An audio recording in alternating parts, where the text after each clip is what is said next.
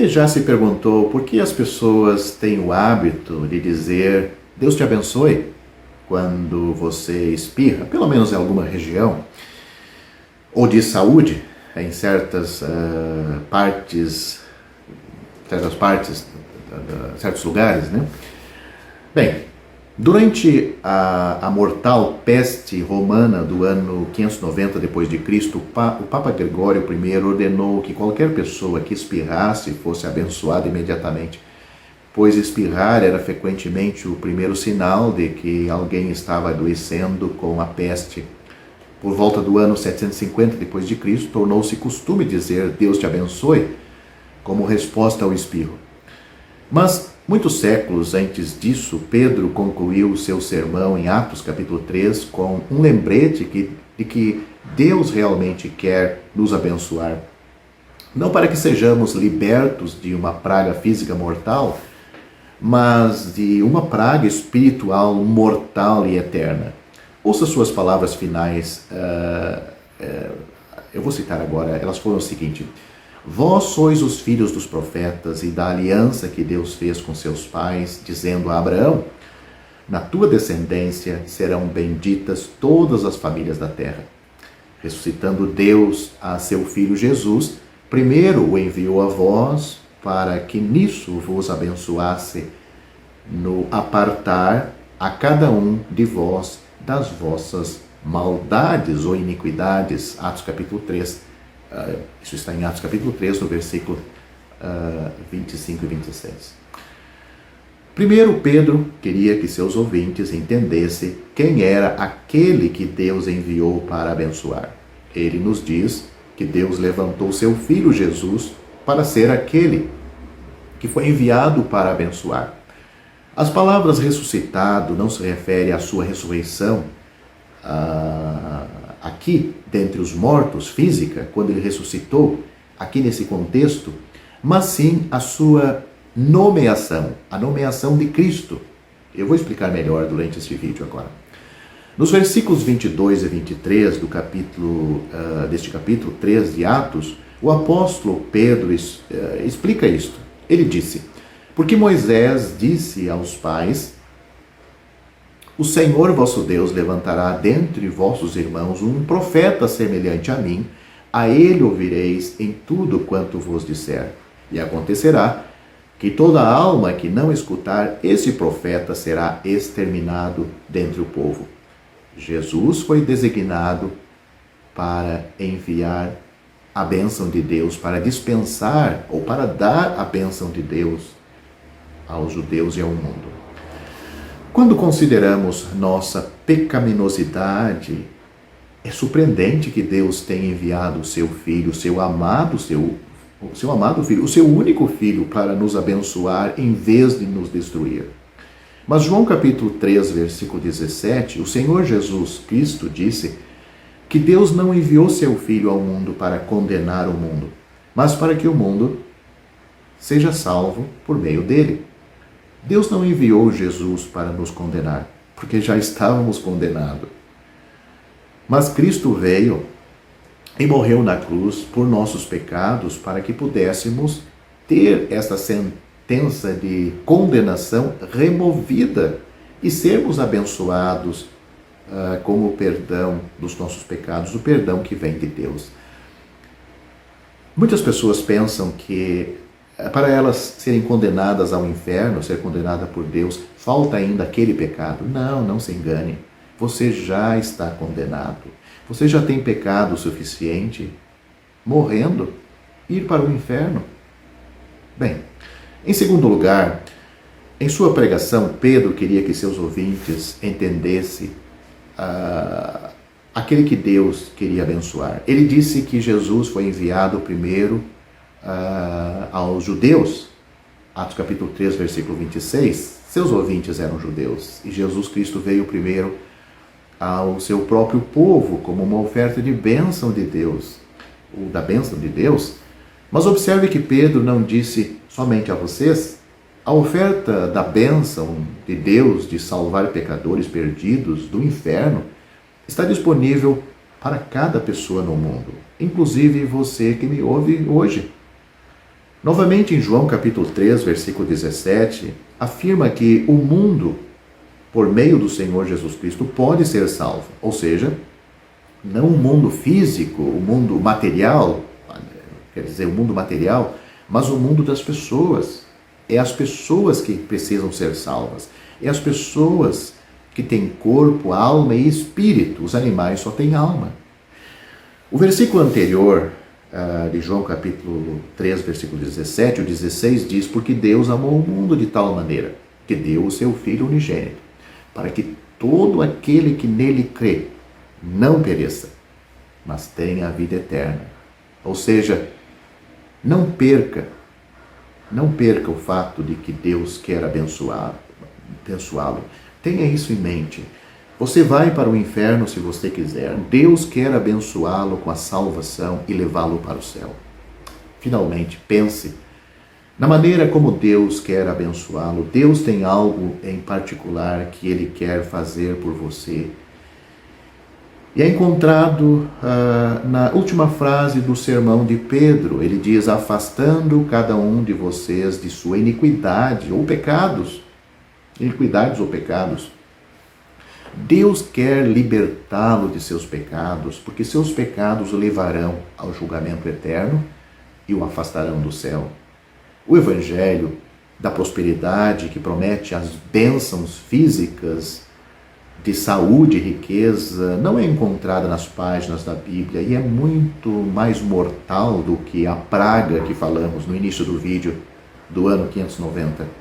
Mas o Evangelho de Jesus Cristo, o Filho de Deus, promete a bênção espiritual da salvação do pecador. E todos os que confiam no Filho de Deus receberão perdão, paz, alegria e vida eterna. Deixe Deus te abençoar agora mesmo, recebendo a Cristo como seu Salvador pessoal pela fé.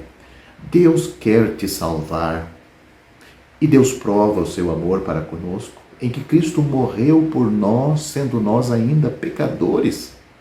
Romanos capítulo 5, versículo 29. A Bíblia diz mais ainda. Ela diz: em nenhum outro há salvação.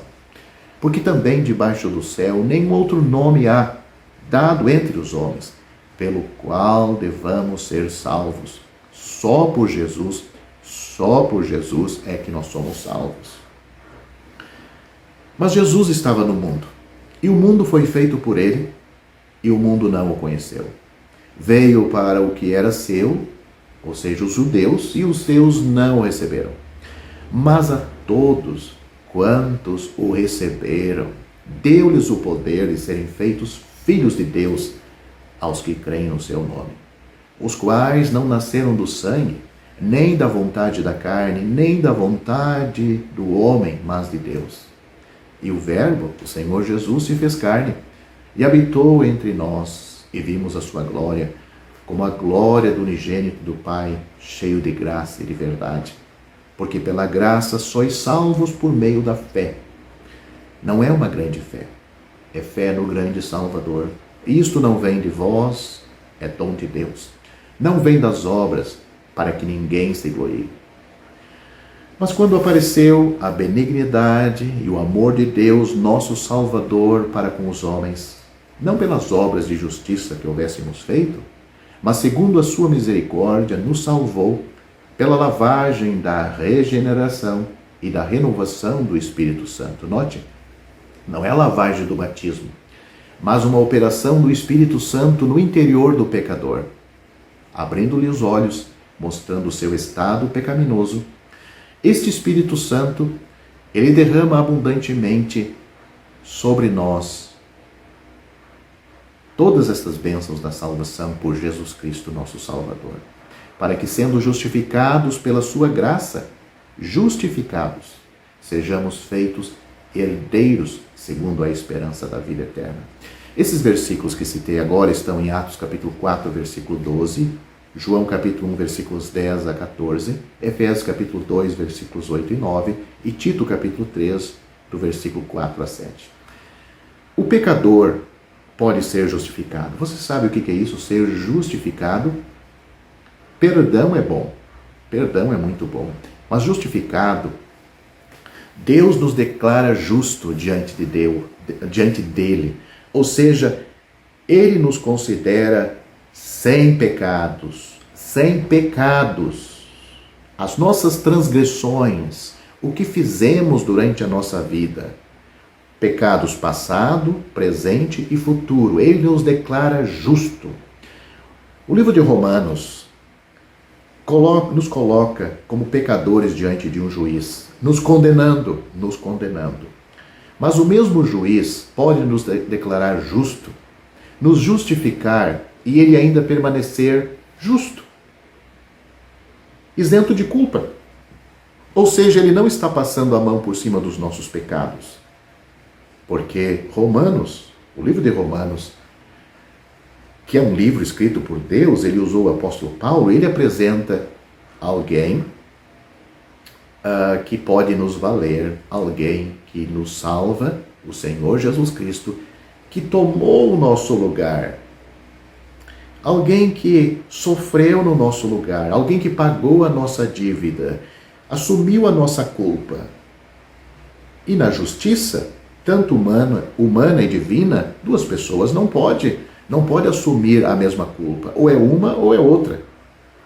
Alguém pode substituir o outro, pode cumprir a pena do outro voluntariamente, não sendo enganado, cumpriu a pena, ser condenado pelo juiz de forma que o juiz se enganou, condenou aquela pessoa e ela cumpriu a pena, não voluntariamente no lugar do outro. O Senhor Jesus voluntariamente cumpriu a pena no nosso lugar lá na cruz. A Bíblia diz que Deus estava em Cristo reconciliando o mundo. A Bíblia diz que Deus o fez pecado por nós para que nele fôssemos feitos justiça de Deus. Leia isto em 2 Coríntios capítulo 5. A Bíblia diz que ele foi ferido por nossas transgressões, moído por nossas iniquidades. Isaías capítulo 53. O apóstolo Pedro, em sua primeira epístola, diz que ele levou em seu corpo os nossos pecados sobre aquele madeiro. Diz que o justo padeceu por nós, os injustos. Ele padeceu uma vez pelos pecados, uma única vez. O justo pelos injustos, para nos levar a Deus. Você, aceitando este Salvador, ele se torna o substituto, aquele que sofreu no seu lugar, e Deus aceita porque ele foi enviado por Deus. E quando ele disse na cruz que estava consumado, a obra para nos salvar, enfim estava consumado. Ele ressuscitou ao terceiro dia e hoje ele está à destra de Deus como príncipe e salvador. Como você pode ser salvo? A Bíblia responde: crê no Senhor Jesus Cristo e você será salvo. Nada mais é preciso. Você terá sim uma nova vida.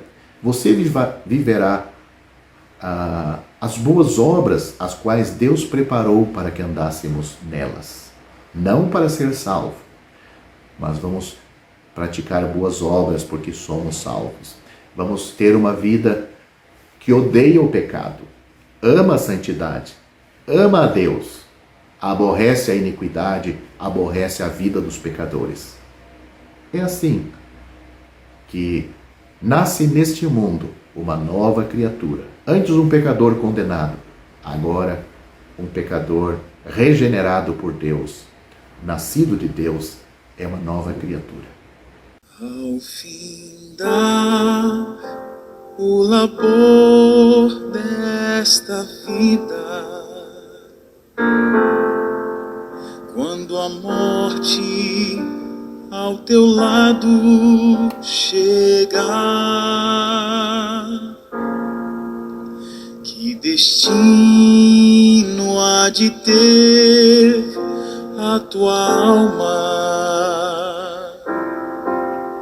Qual será no futuro o teu lar?